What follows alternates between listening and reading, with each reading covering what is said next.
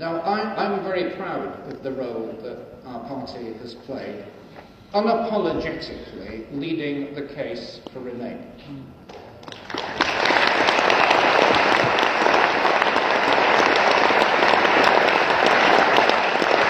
And for pursuing an exit from Brexit through a people's vote.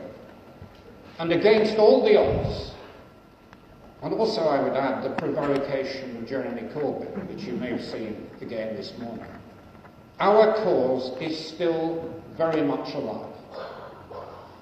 Now, we've been quite clear, let's remind ourselves, 2.5 years ago was not a good basis for leaving. It was undertaken solely to deal with a quarrel inside the Conservative Party. A narrow majority of voters, 37% of the total electorate, voted to leave. And the facts changed, and they have changed, and we now understand much better the scale of the cheating and the lying that went on to secure that result.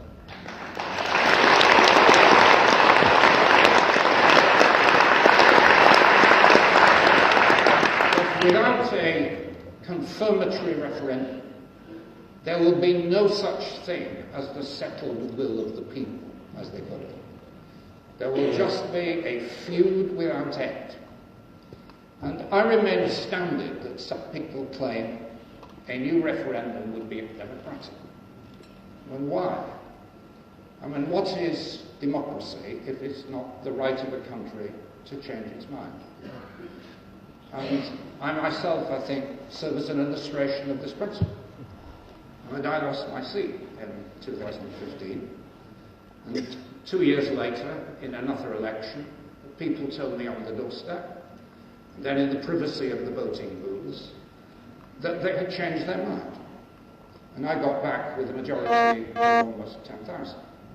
So if...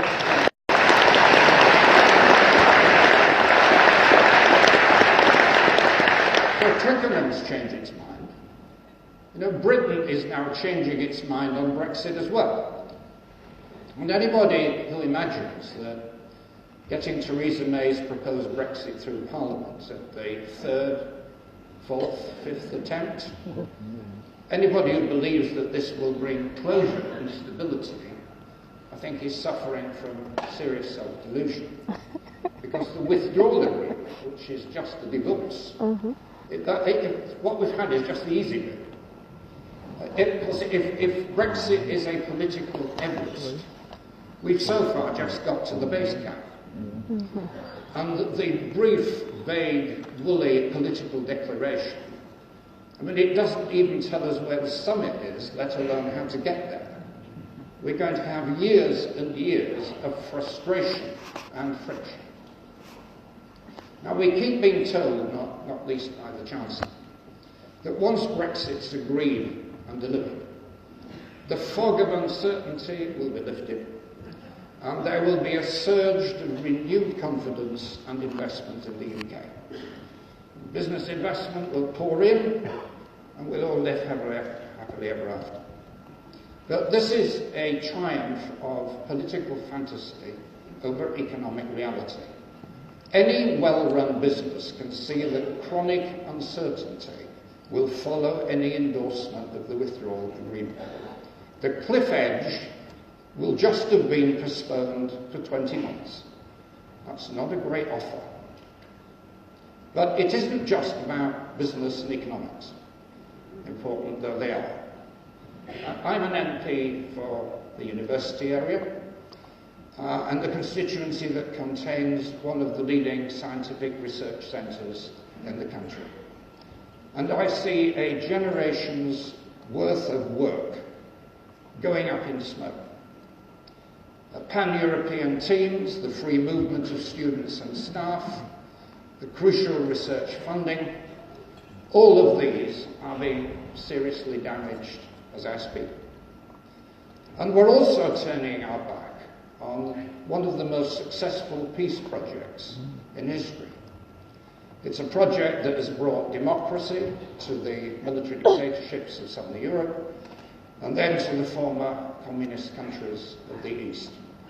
That is why Europe is worth fighting.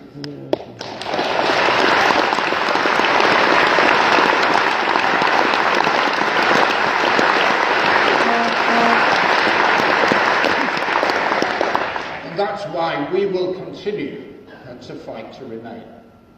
Whatever happens in the next few weeks of parliamentary twists and turns, we must argue that none of the many mutually exclusive versions of Brexit now on offer, some are so-called soft, some are hard, are as good as the deal we already have.